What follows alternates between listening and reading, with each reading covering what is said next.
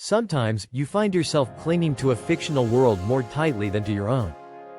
A show, a game, a character, it becomes a lifeline. Not because you're weak. Not because you're lost. But because something in that world feels safer, softer, more knowable than the one you wake up to every morning. Is that obsession? Or is it just your way of surviving? When life feels like a chaotic mess of deadlines, uncertainties, and disappointments, there's something strangely comforting about a universe where the rules are clear. Where quests have endings, characters have arcs, and even the darkest episodes serve a purpose. Dragons may breathe fire, but at least they make sense. They're not like emails you're too afraid to open. Not like the quiet loneliness that creeps in even when you're surrounded by people. In fiction, chaos is curated. In reality, it just crashes in. That's why you keep coming back. Not just for the escape, but for the structure. Every Friday, a new episode. Every day, a familiar game menu.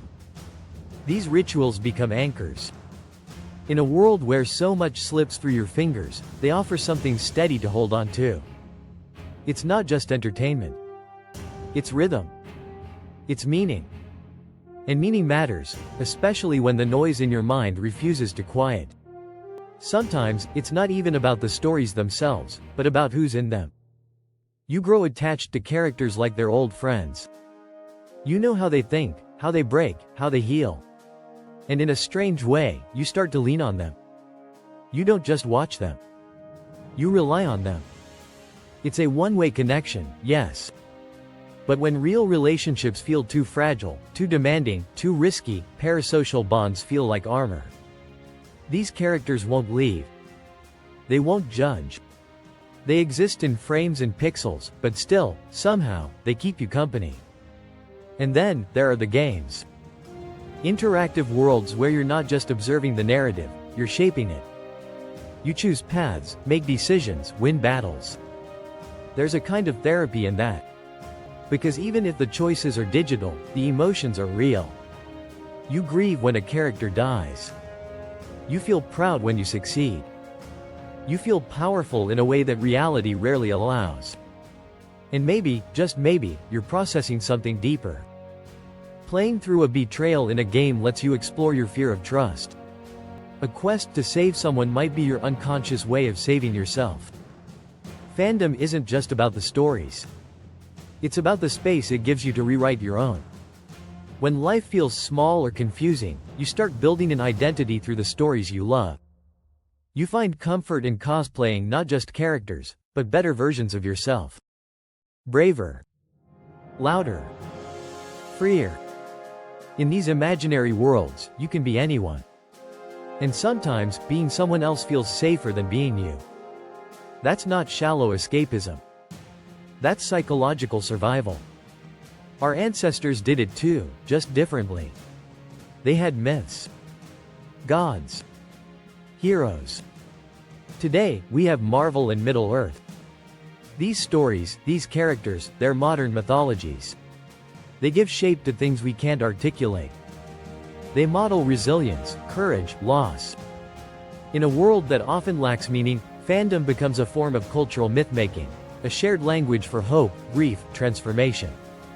But it's not just spiritual or emotional. It's biological. Every time you watch, play, repeat, your brain gets a little dopamine hit. That sense of anticipation, the satisfaction of plot resolution, the thrill of progression, it mimics real achievement. Even if you're lying in bed with a controller in hand, your brain thinks you're winning. And for a while, that's enough. Until it isn't. There's a point where escape becomes avoidance. When the world on screen starts replacing the one outside your window.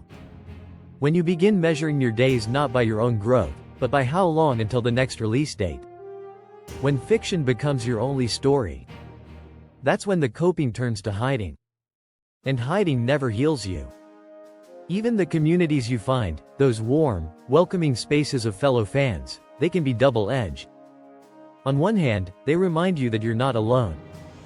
On the other, they can become echo chambers. Safe, yes. But also sealed off.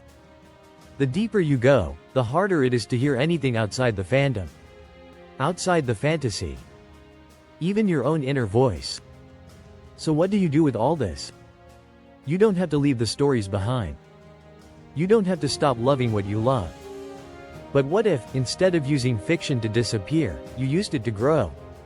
What if the bravery you admire in your favorite character became a template for your own courage?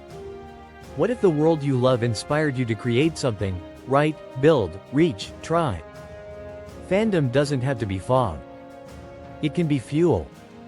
You can love stories deeply, obsessively, passionately, without letting them swallow you. You can let them feed your imagination, your resilience, your creativity. And then, bring all of that back into the real world. Because the real world? It's not the enemy. It's just harder to understand. It doesn't always give you satisfying arcs or predictable outcomes. But it's still your stage. Your page. Your quest. And maybe the point isn't to escape forever, but to return differently. Stronger. Wiser. More whole. The stories you love have shaped you. Now, it's your turn to shape your own.